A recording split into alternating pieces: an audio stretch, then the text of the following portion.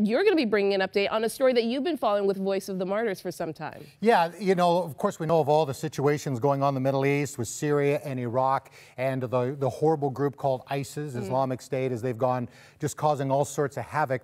And one of the goals of ISIS is to demoralize and to destroy the church where it really all began in the Middle East. And, you know, over the years, Maggie, with Voice of the Martyrs, I've done hundreds of interviews. And, you know, many of them are heartbreaking. They've lost their family members. But as a dad, and you as a mom could relate to this, is Aida Hanna. We met her in Erbil. It was an unfinished mall because all the refugees had gone from Mosul and where she was from, Karakush. And we had heard her story. Her 3-year-old daughter, Christina, was on her lap. They were ready to leave Karakush to join the rest of their family in Erbil.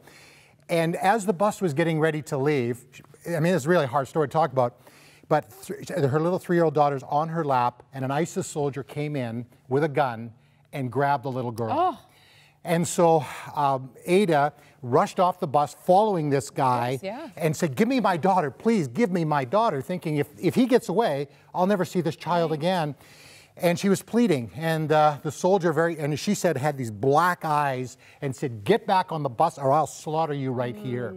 And so her daughter was taken away from her. And I mean, it was just an absolutely horrible situation. And we're going to tell you in a moment what happened. But first, give you a little context here and understanding as we talked to Aida Hanna. It was, again, a very dark mall in Erbil where thousands of Iraqi Christians were gathered.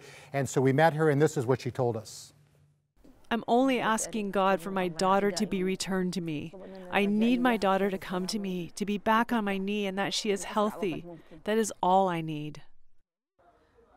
I'll never lose hope that I will see her again. I just don't know when. I believe God can do it. I have dreams about her every single day.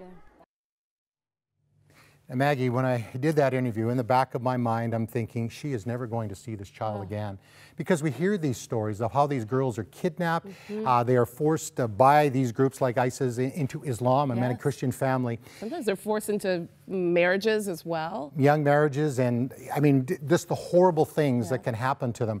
So recently, I was at home and I was upstairs. I'll try not to get too emotional here, but I was upstairs and I got the message that little Christina had been rescued by the Iraqi security forces, and then the next day we saw the photo of the family that was reunited. And I said, I yelled down the stairs to my wife Arlene, I said, "Arlene, I got to tell you this," and as I got very emotional, and there were people in my own church back home that were crying as I was telling this story. And this one, actually, the video that we did and the reporting went all over the world. And I know that people were praying, and this is an answer to prayer. Because again, maybe it was me of little faith. I didn't think she would ever be returned. Now the challenge is she's been, you know, raised for the first 3 years by, Aida and her family and 3 other siblings, and then she's taken away. And actually, from what you understand, she was raised actually fairly well. She was well dressed in that.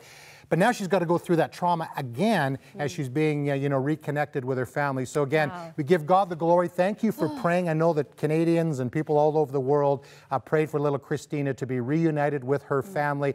It's going to take some time for her to get used to being back with her family. But we're just so grateful, and we pray for the thousands and thousands of other children from the Middle East in Africa that have been taken away from their families forcibly. And that picture of Christina just looking kind of fearful as well, because she hasn't really known her real parents as she was taken while she was quite young. So we need to pray for Christina as well as her parents as they get reassociated with this child and hopefully get healing and in the process as well. Thank you for bringing that update, Greg. And also too, you need to continue to remember the Chibok girls. I mean, many of them have been released. This is from Nigeria.